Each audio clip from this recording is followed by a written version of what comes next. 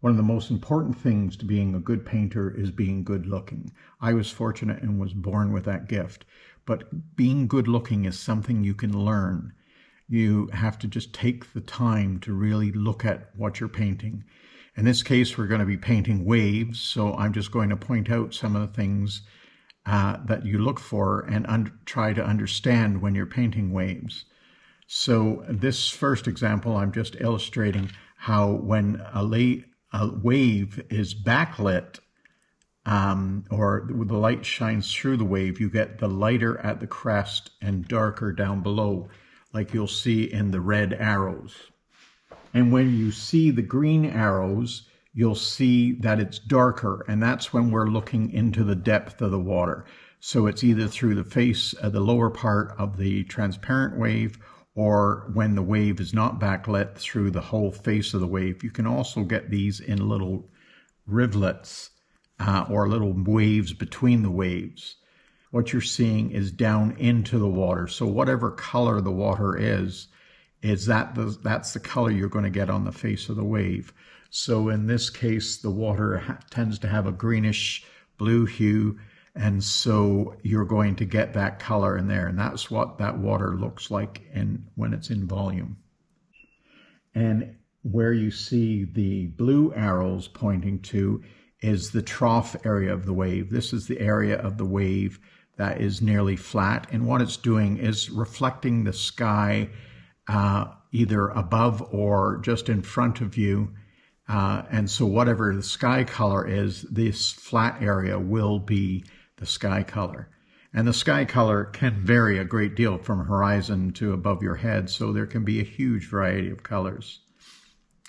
One of the other things that we look for is when you have a crashing wave or a breaking wave, this white water at the tip of the wave is full of bubbles and whatnot and is actually opaque, whereas the rest of the water is fairly transparent. And you can see this in this image where the red arrows are pointing to the shadow just in front of the white water. Even as you're getting to the shore with this dying wave, you can still see that shadow along the edge of that.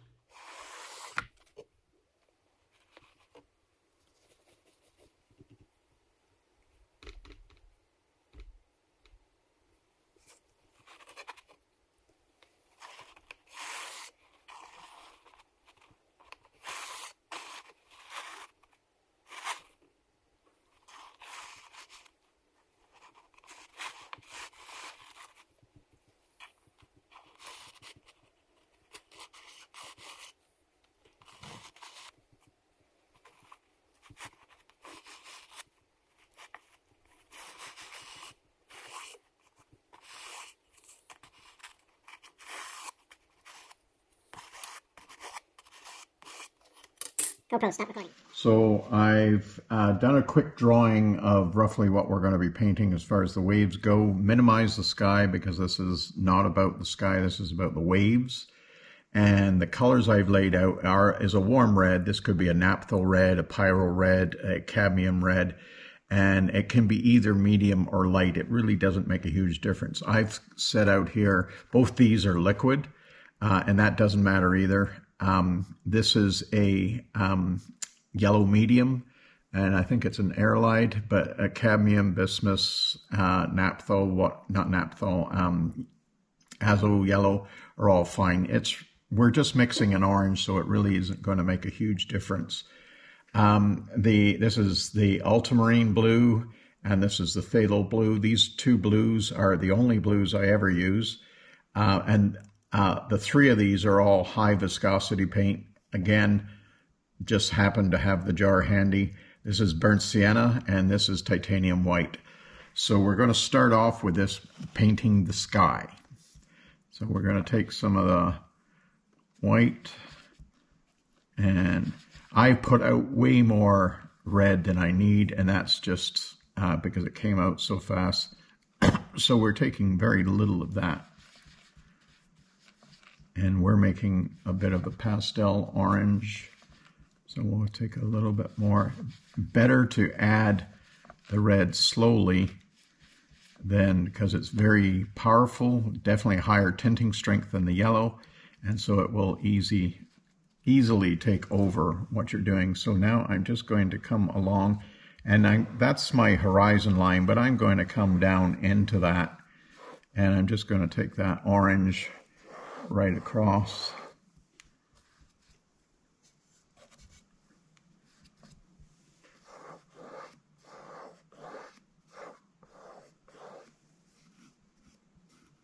I always paint the edges with what I'm painting on front, and that way they just look well on the wall when they're hanging. I prefer not to do just a plain black. So what I've done is I'm increasing the yellow and adding more white. We want to keep this fairly light, and I'm just going to blend that into the sort of light orange that we have there. And we'll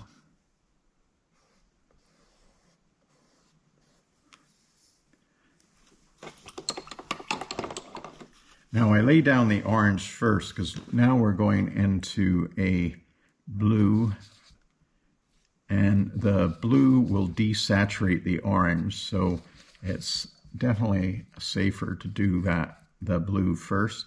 And you always have to remember when you're mixing these colors, you want to be on the light side, because if you think you've got a perfect match, it will be too dark. So this is still too light, but it might be, yeah, no, I think not too light, too dark. You have to go with what I mean, not what I say. So we're just going to try some of that, and that is definitely still too dark.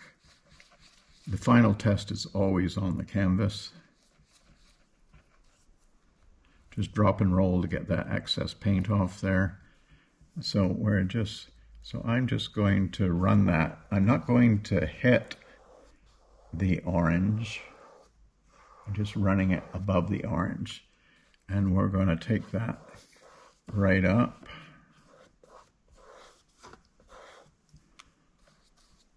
And you want to do you can't be pussyfooting around. You need to get this done right away, because we're going to blend that blue into the orange. So we're going to get a clean brush. This is it looks like a 3/8.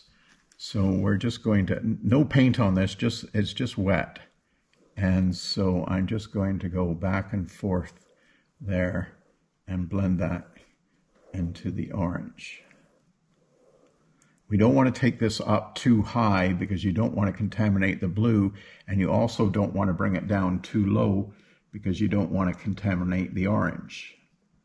So you just want to work that seam. Now, one of the things that you can do is, if you're not getting it very smooth, that is pretty smooth, probably smooth, you can get a clean dry brush and just go back and forth over that, lightly blending that. So you get a smooth blend there. So we're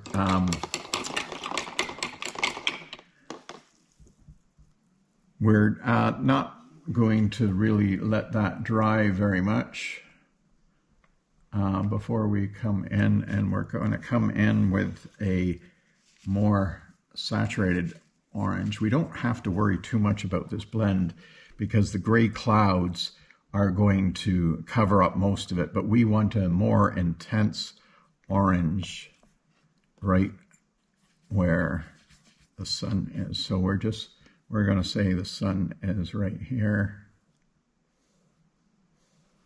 So we're just going to let that, wouldn't say peter out, but fade out. Peter out is not my favorite phrase. Don't really know why, but so then we're going to just come in, and this the yellow is very weak, so we're going to have to do this a couple of times, and also when it's dry, but we just want to get that a little bit more yellow in there. So we'll let that dry up there. While we're drying that, we'll just mix up a gray color. So we're going to use the I put a little bit of phthalo blue into that mix, but not enough that it's going to matter. You have to watch when you're mixing burnt sienna with phthalo blue because it goes green. So because we're after the gray, we're just going to use the ultramarine and burnt sienna. So we're going to get that quite a bit lighter. It's maybe gone a little bit too light. And so we're going to have this definitely on the blue side. And I think we might, just because we have the red out on the palette, we might just pick up a little bit of that red just to sort of move that. Ultramarine blue is already a warm blue. Blues are cool, but ultramarine blue is warm as blues go. And so we're just going to take a look at that. Now, one of the things that clouds frequently have flat bottoms. So you need to take that into account. So we're going to GoPro stop recording. So I've decided to turn it upside down just so that I'm not reaching, because having this relatively flat line, the terrible brush, you can see that brush is from scrubbing has got terrible hairs on that. I should switch that out, but in fact we will. Let's see what we have there. I scrub a lot with the filberts, and especially when I'm doing sky, so it is kind of hard on the brush. So we're just coming across with this.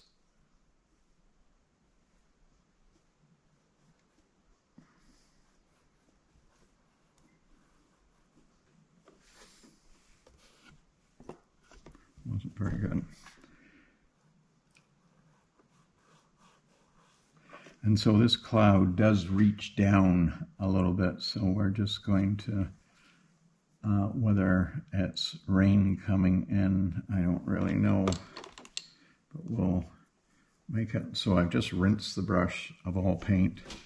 I'm just going to be very gently softening that. We have to be very gentle. It's definitely a lot easier to do this later when the paint has had a bit more of a chance to dry.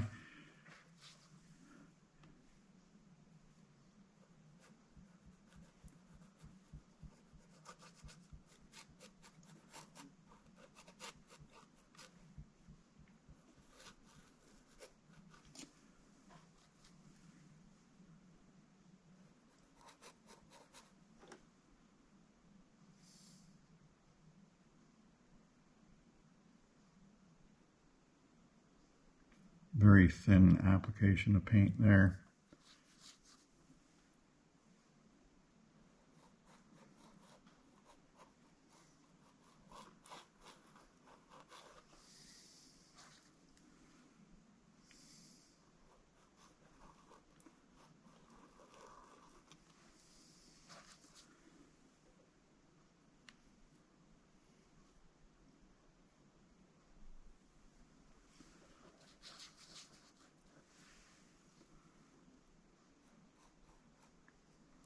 We're going to leave little bits of the, we're not doing quite as dense a cloud as what's in the, because I want to see some of that blend that we worked so hard to get there. So this spot, I did that on purpose because I knew I was going to put a cloud there.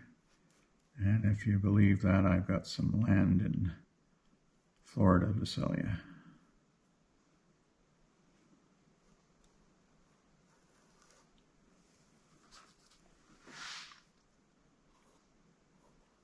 Little unmixed blue in there.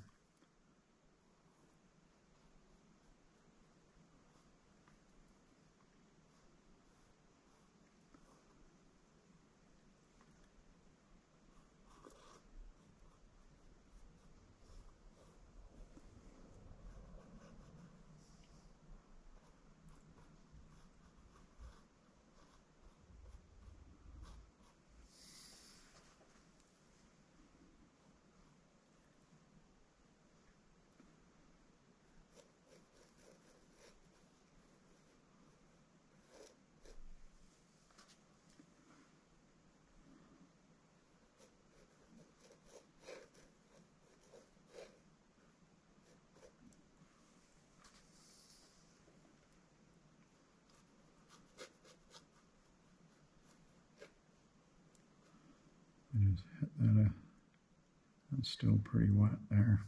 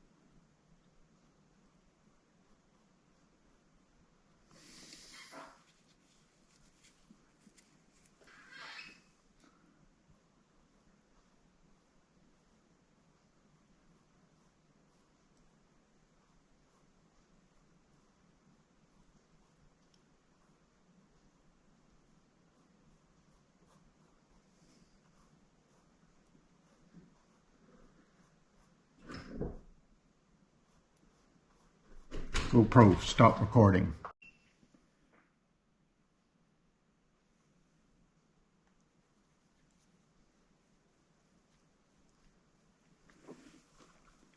We've added the white to the yellow there just to get that coverage, because this is not a bismuth or a cad yellow, it's just an airlide yellow. So its covering ability would not go down in history as being great.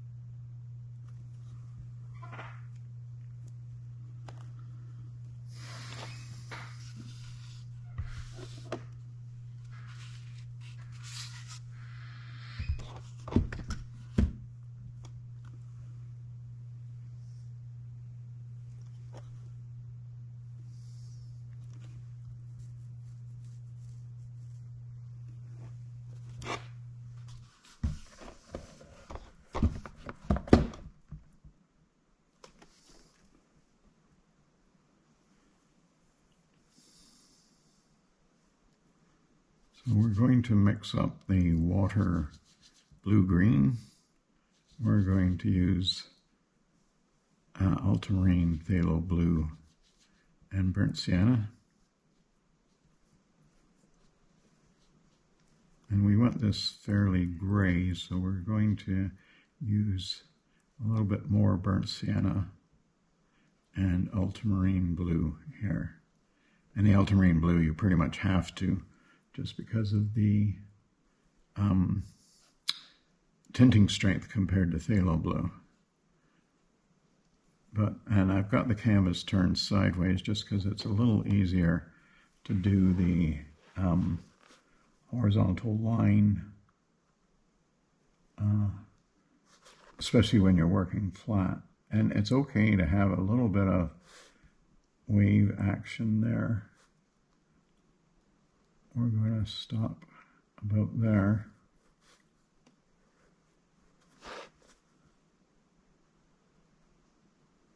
Because we're going to put some of that red down into the water.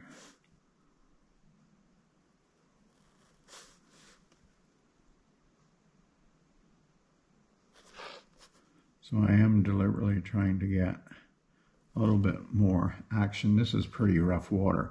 There aren't actually waves up here, breaking waves, but there definitely are waves all the way along the shore.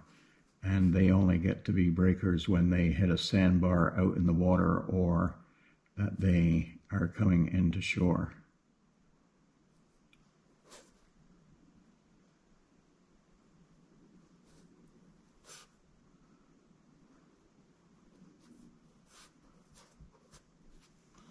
Well, that certainly applies to waves on the lake, Great Lakes.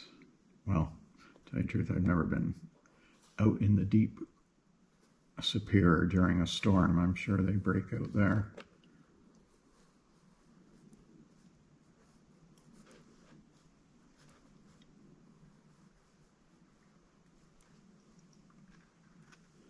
So we're going to come in here.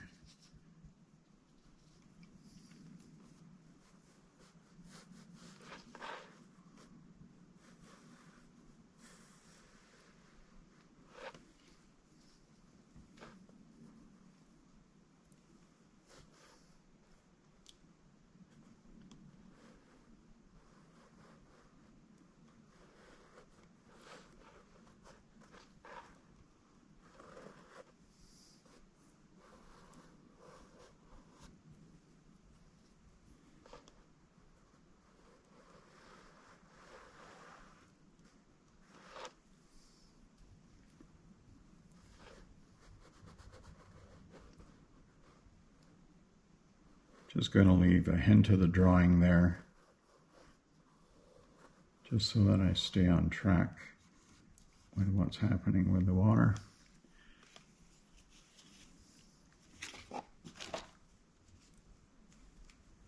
I'm going to throw in some of the sky blue in, but I'm going to have it a little bit darker than what's in the sky.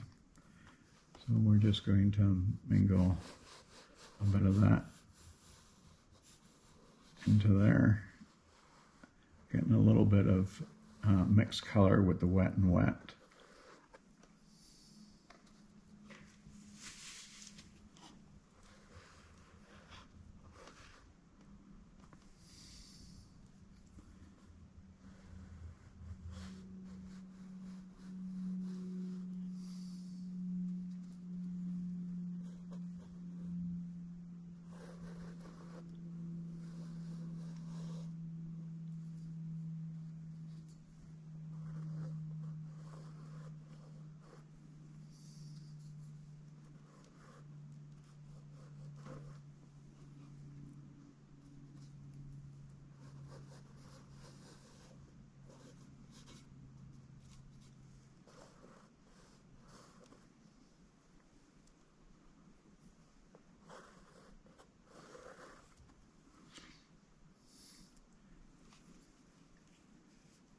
So rather than get into whitewater here, we're going to start describing these waves as dark. This is the dark face that we talked about at the start of this video.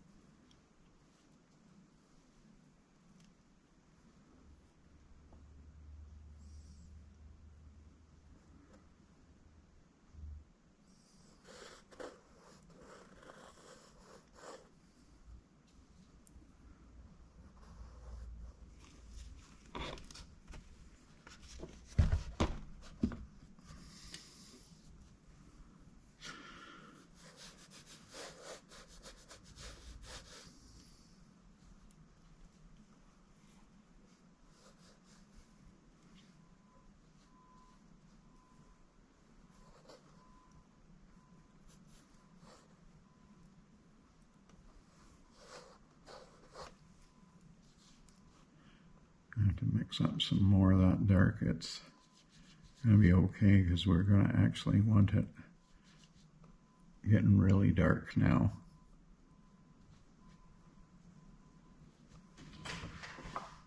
GoPro stop recording. So I've just added a little bit more white to the palette, and we're going to switch into the trough color, which is something somewhat similar to the sky color. It's often a little bit darker, but it can be just as light. But we're going to try to stick to relatively horizontal strokes. And we're not too worried about any of the strokes we're doing at this point, because most of these are going to get the majority of it covered.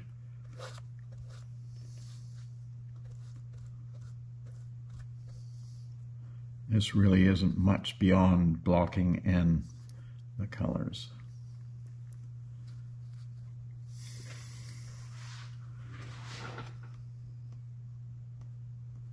Using a 3/8 inch flat.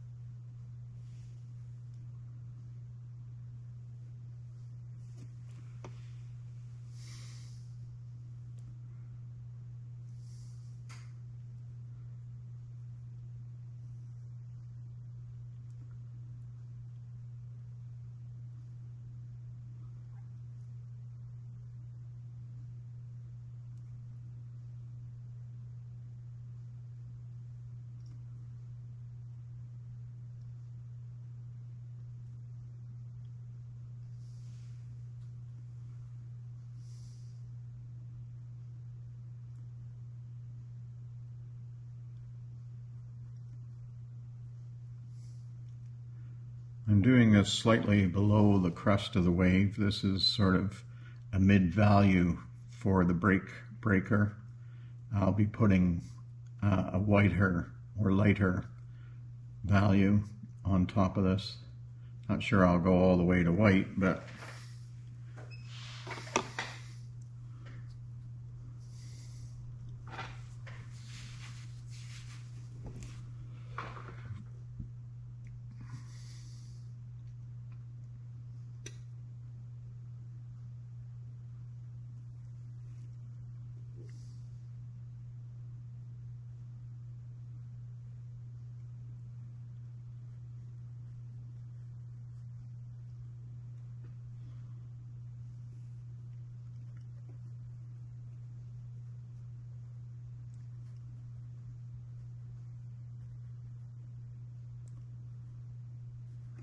this is sort of a semi-scumbling stroke. Right underneath the sun here, we'll likely do some orange tones, very pale orange tones in those breakers and in the water.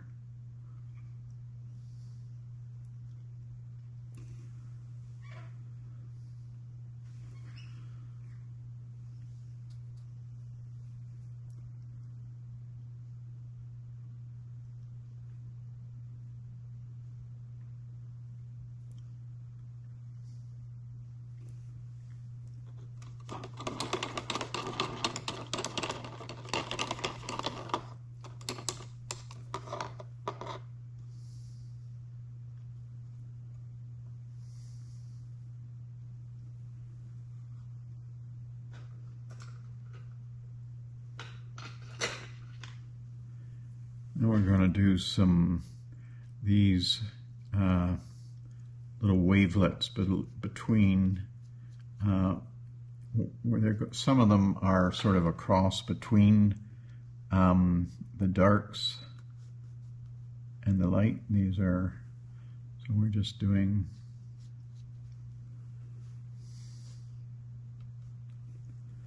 I've got to mix up a bit more of this. So it's the same color that we were using for the dark. We've just added quite a bit more white to that.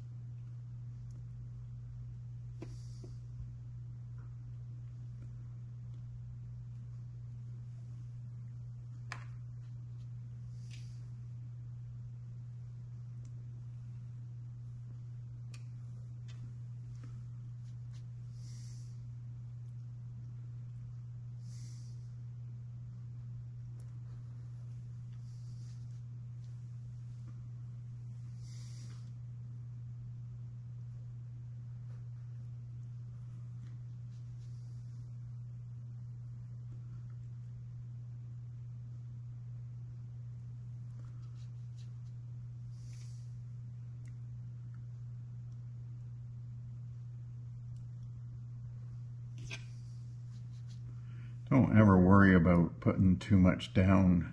None of these strokes are critical that you can't repaint over top of them.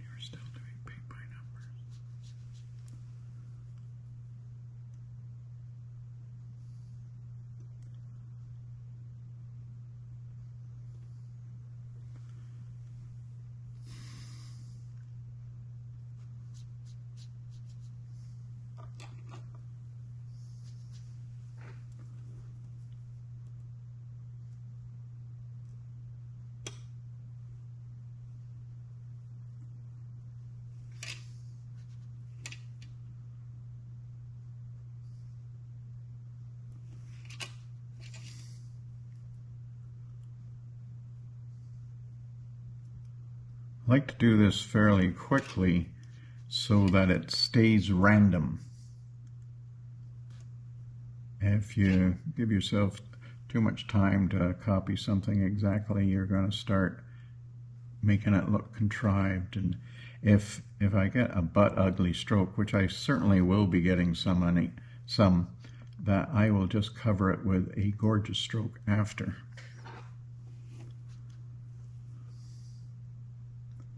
It's one of the beauties of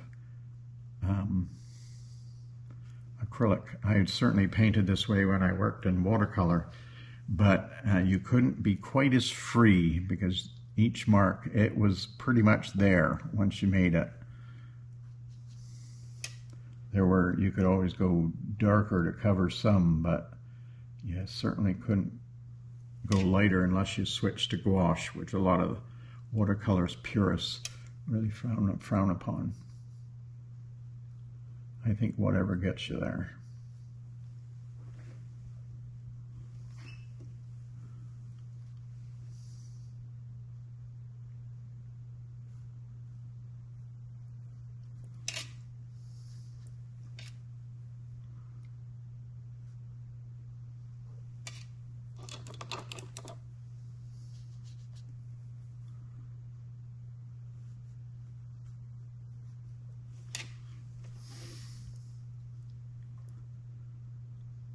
GoPro, stop recording.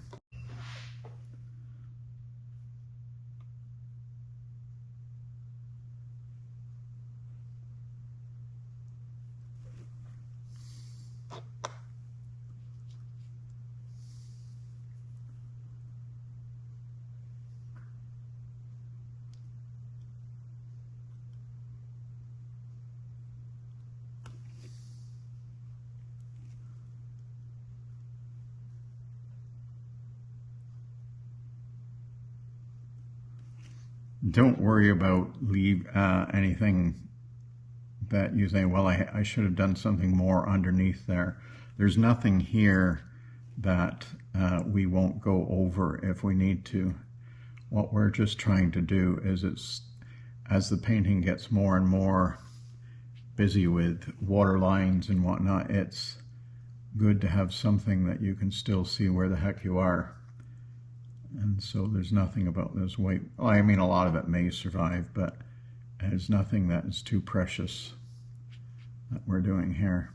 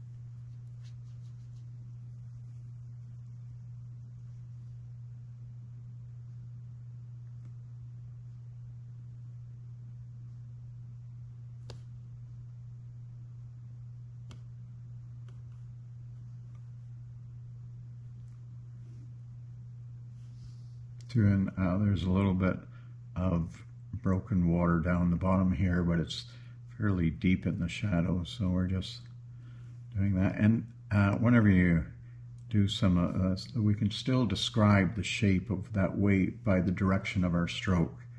Don't just blindly draw lines thinking about that the face of this wave is curving down into the flat.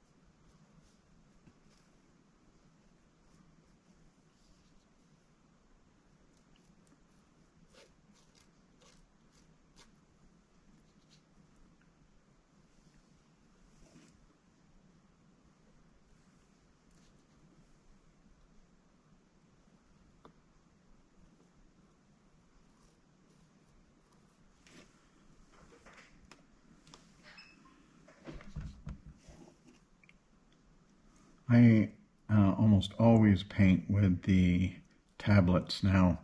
I love the fact that I can zoom in and really see what's going on there. Like you can see the details of, and some of that, like, I mean, painting in real life, an awful lot of what you're doing is guesswork, because especially if you're painting something like waves, because they're constantly moving and you don't really have a chance to really examine what they're doing.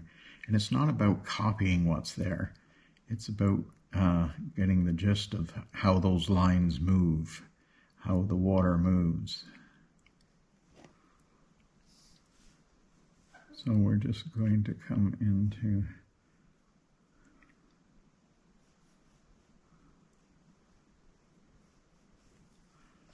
the dark down here.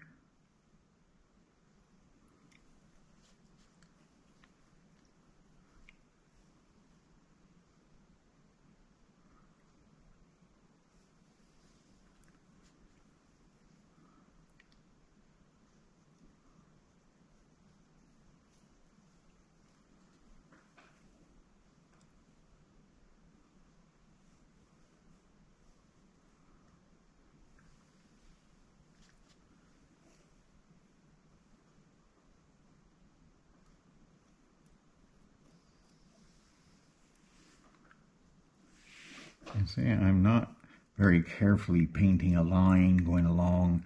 I'm just letting the brush skip along so that I'm getting very random marks that are much more natural looking than spending the time to look, well, this line moves exactly like this. You do want to get the gist of what that line is doing, but you don't need to get it bang on exactly what it's doing, because it'll never be like that again.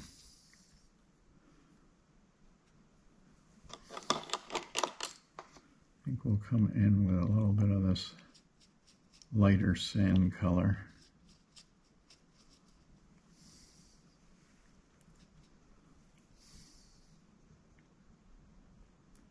Maybe a little too light to start.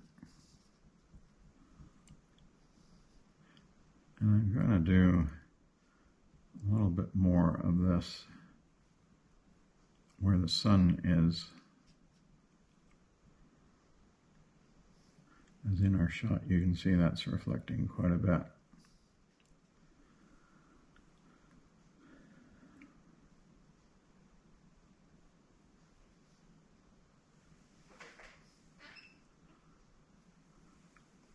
GoPro, stop recording.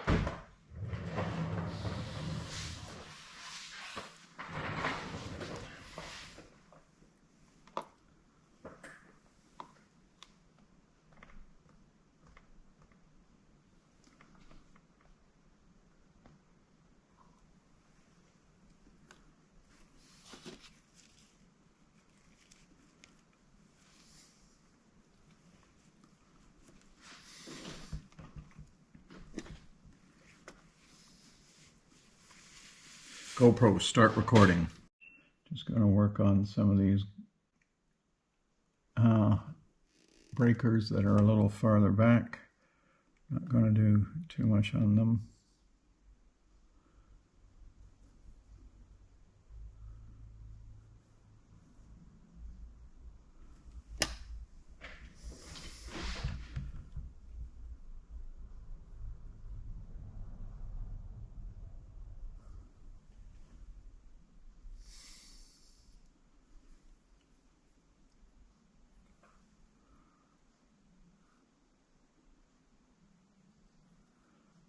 Really break. Back here it's a little difficult to tell the difference between the breakers and the troughs, mostly because of the time of day. This is, I'm not sure I can really remember when this was taken, but it's definitely in the evening, whether it was summer evening or later in the fall, I don't really remember.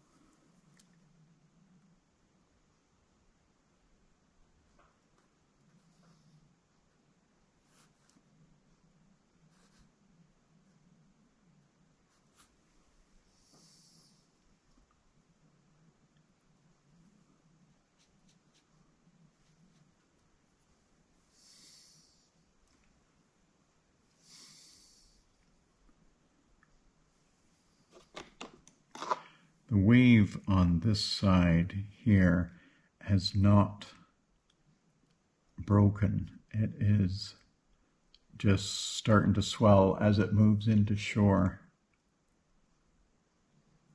So we're going to have a clean dark line right at the top there.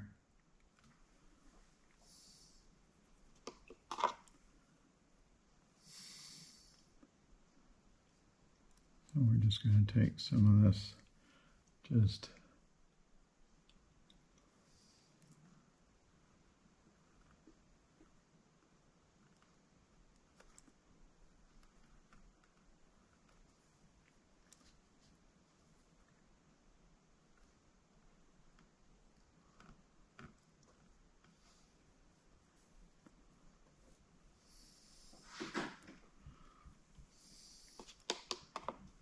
Okay, so I want to put in some of this orange glow in the trough area.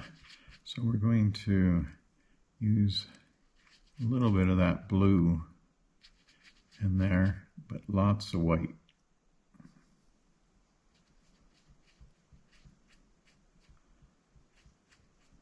It is in the reference picture, but it is very low key. So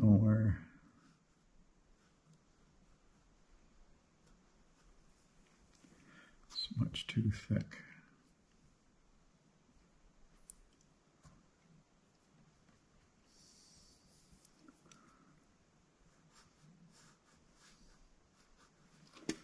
So one of the things that we mentioned in the start of this video is the grouping. So when you're doing these light, don't just dab it everywhere. Pay attention to the grouping that you're seeing in the reference. That goes to describing the condition of that water, whether it's completely choppy or it's a little bit restful right there. I mean, this water is pretty choppy, but there are places where it's a little bit calmer between the troughs.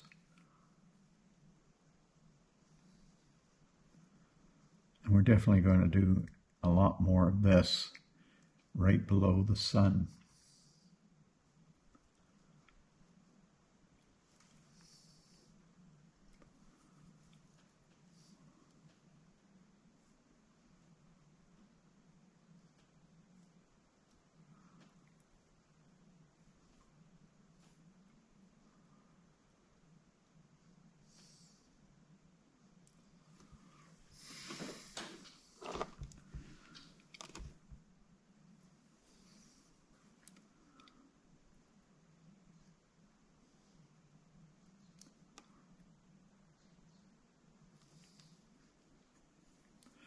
When you see me rolling the brush like that, what I'm doing is I'm not putting paint on, I'm actually taking paint off, especially off the back part of the brush. I want most of the paint just on the tip.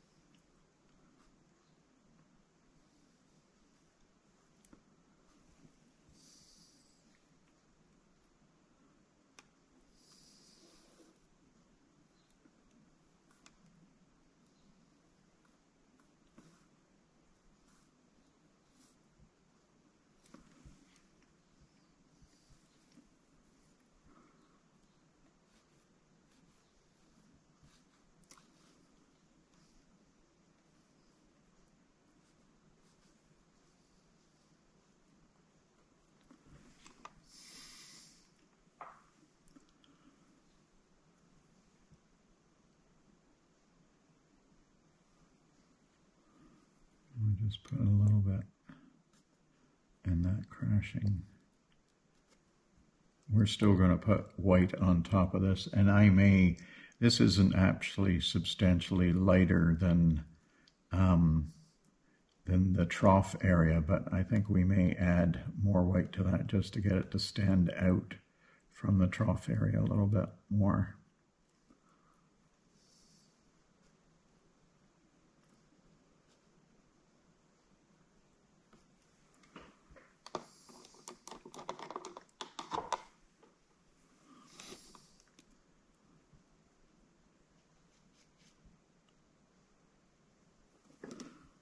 See what some of that. This is pretty much pure white.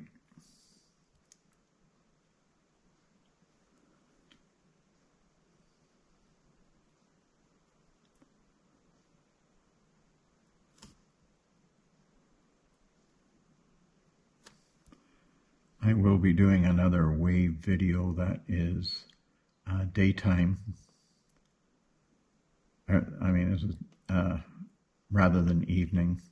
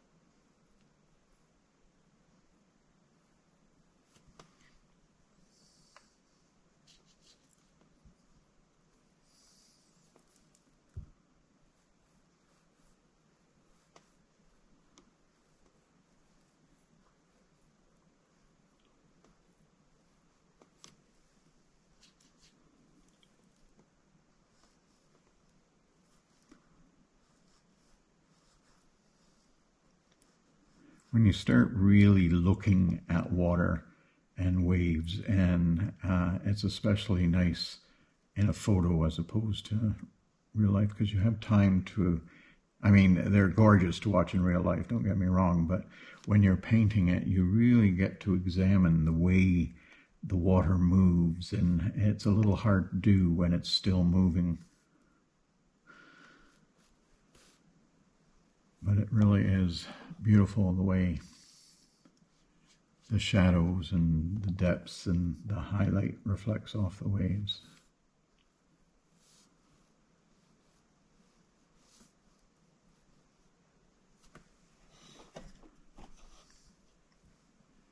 We're really getting to the point where we're now looking at things that don't look quite right, or so we can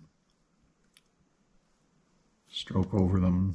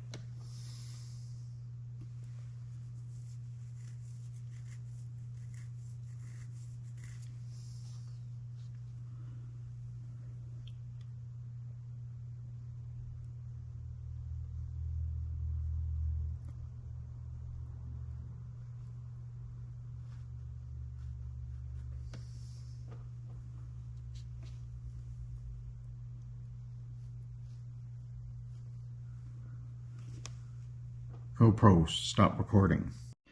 So we're just going to do a little bit more of the shadowed crash. So we're using, as this has got a little bit more phthalo in it, just to give it a sort of aqua green look.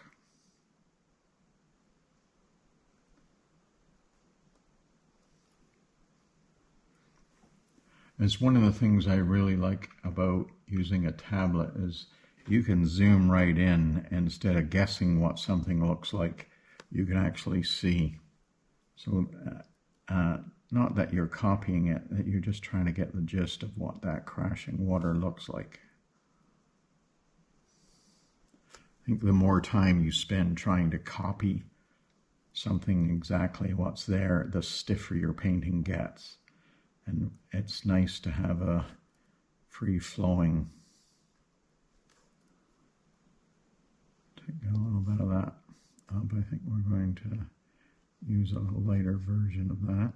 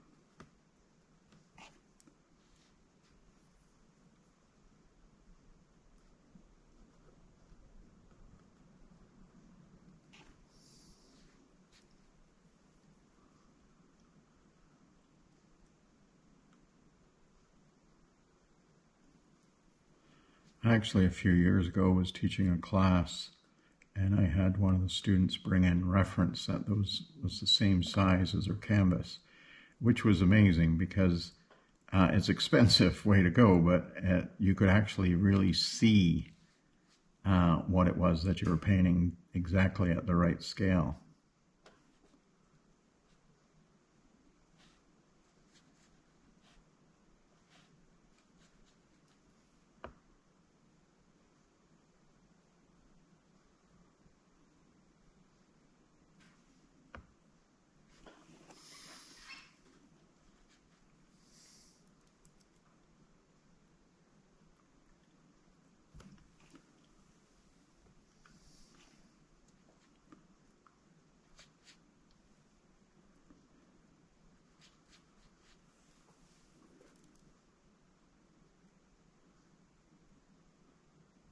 I feel fortunate to be painting in the time that we are, just the same as I'm sharing this with you on the web. I can see so many other artists around the world and the technology that, I mean, when I first started painting, I was working with photographs, and it was an expensive endeavor. And now I think my library sits at around 80,000 photos. So that would have been a heck of a lot of money if I was paying Kodak.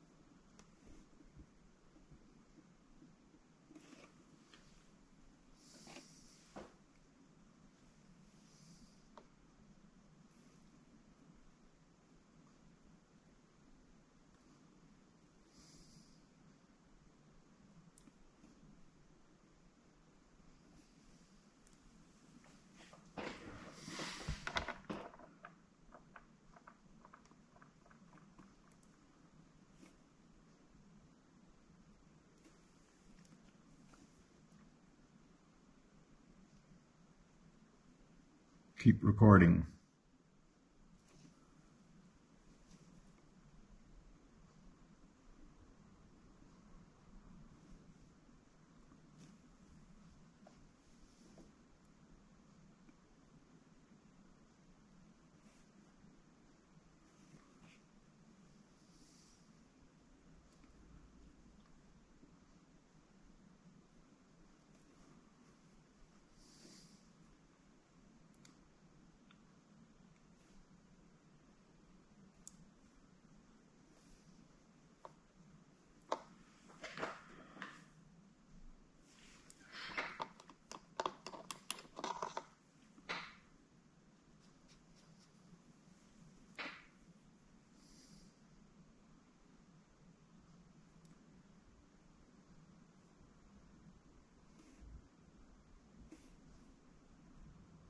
Keep recording.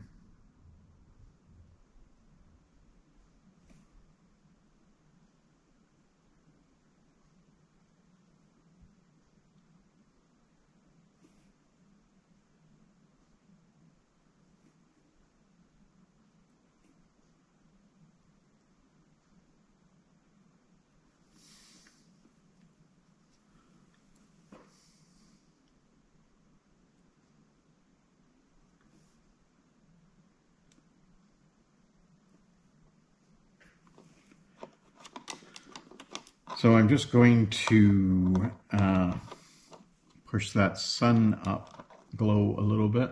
I've been waiting for that to dry.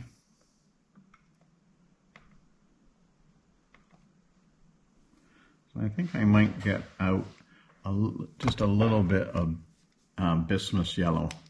This is a bismuth yellow light,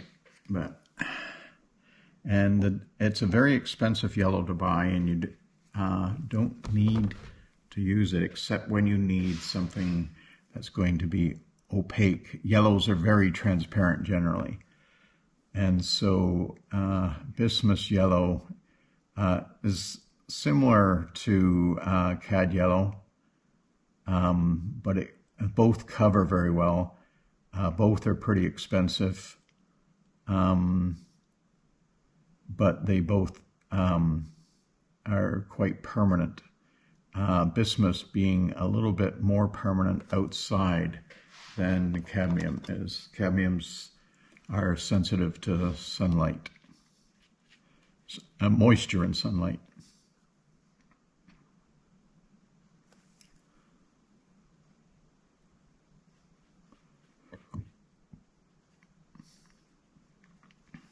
You can see I really overdid the red that I put down on the palette.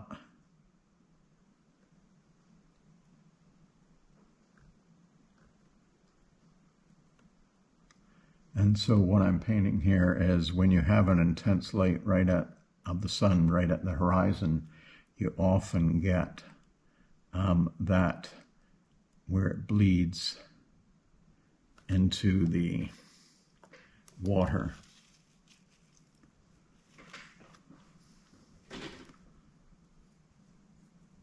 We'll just suck a little bit of that back.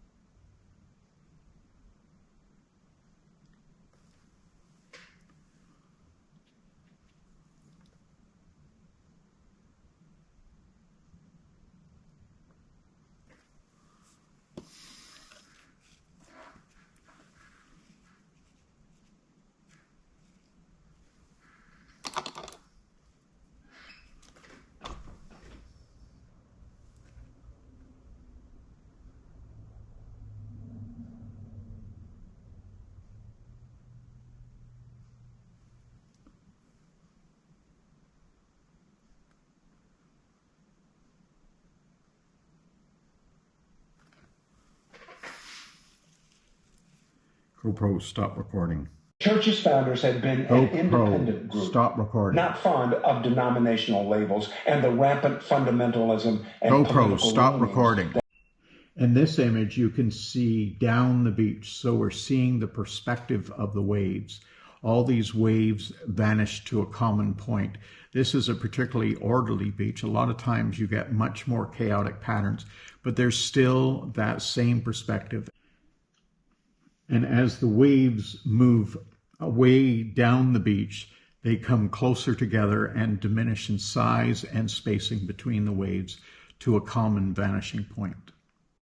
It's important to look at these troughs and the small peaks. There is a pattern to the way the light is reflected off the water, and there's a grouping to it. See if you can spot that, and just don't randomly dash colors here and there.